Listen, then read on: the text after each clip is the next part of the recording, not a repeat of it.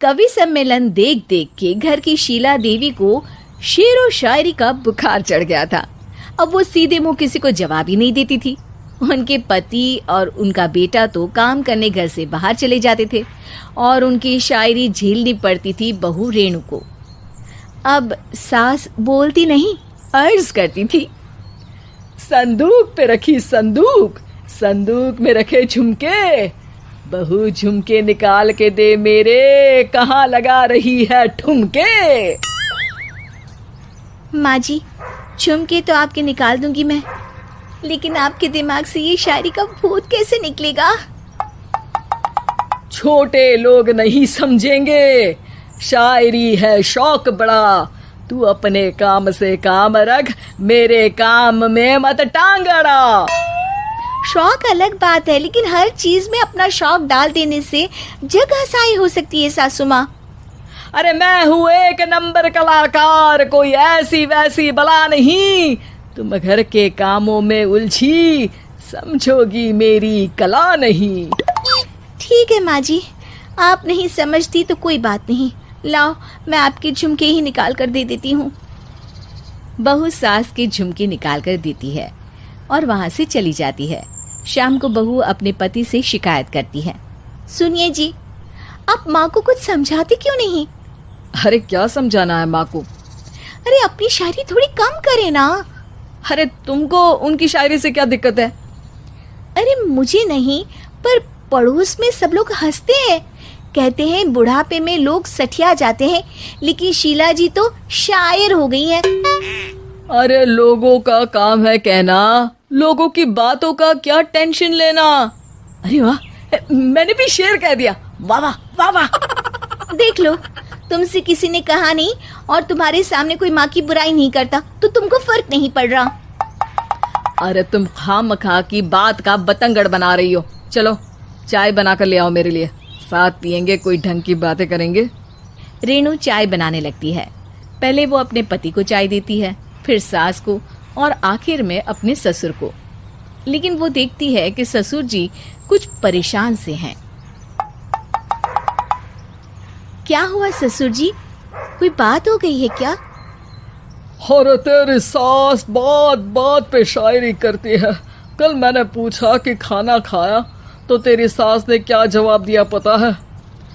अरे गलती की और आरोपी ने कोड़े खा लिए फटाफट, खाना तो नहीं पर पकोड़े खा लिए झटाझट। अब बता क्या जवाब दूं इस बात का? वो तो सभी से शायरी में ही बात कर रही हैं, मुझे भी समझ में नहीं आता कि क्या करूं मैं। बेटा उसको उसी की भाषा में जवाब देना पड़ेगा। मैं तो आम बातचीत में भी उसके सामने कुछ नहीं बोल पाता, शायरी में क्या बोलूंगा भला। ससुर ने जैसे ही कहा कि उसको उसी की भाषा में जवाब देना पड़ेगा, बहू को ये बात जच गई। अगले ही दिन वो शायरी की कुछ किताबें लेकर आई और शायरी की प्रैक्टिस करने लगी ताकि सास को उन्हीं की भाषा में जवाब दे सके। उसने दिन रात एक कर दिए। एक दिन सब साथ में बैठकर टीवी देख रहे थे, तभी रेणु सबके लिए बिरयानी बनाकर लाती है, लेकिन सास को बिरयानी भाती नहीं। कौवा करता काऊ काऊ, चिड़िया बोलती ची ची, इतना खराब बिरयानी बनाई है कि मुंह से निकले छी छी। बस इसी मौके का तो बहू को इंतजार था, क्योंकि अब बहू सास को उसी की भाषा में जवाब देने के लिए तैयार थी।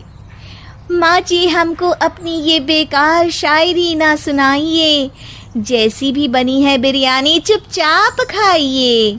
ससुर जी और रेणु के पति ने रेणु का जवाब सुनते ही जोर से ताली बजाई और सास ने जब रेणु का शायराना जवाब सुना तो उनके गले में बिरयानी अटक गई।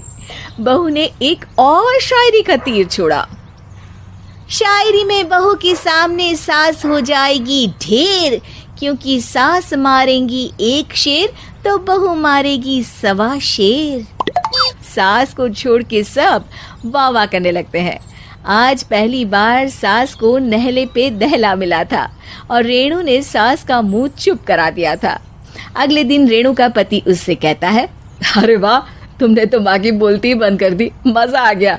अब मेरे लिए कुछ बना दो, खाकर मैं काम पर चला जाऊं। शायरी ही है मेरा जीवन, वही करूँगी जी भर के। नौकरानी रख लो कोई, काम नहीं करूँगी मैं घर के। अरे तुम क्या माँ जैसी हरकतें करने लगी, सीधे सीधे बात करो ना। हो गई कल शायरी, रोज थोड़ी ना करोगी। शीशी भरी गुलाब की पत्थर पे फोड़ दो, जो मुझे शायरी से रोके उसके कान मरोड़ दो। पति घबराकर वहां से चला जाता है और बाहर उसके पिताजी के पास जाकर बैठ जाता है। दोनों अपनी बीवियों की शायरी से परेशान है। ससुर को पछतावा होता है कि क्यों उसने बहू को सास की भाषा में ही जवाब देने का आइडिया दिया। अब तो घर में दो दो शायर हैं।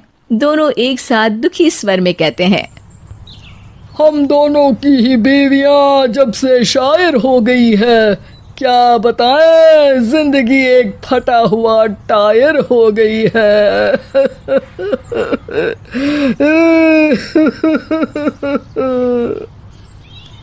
हम दोनों की ही बीवियां जब से शायर हो गई है, क्या बताएं, जिंदगी एक फटा हुआ टायर हो गई है।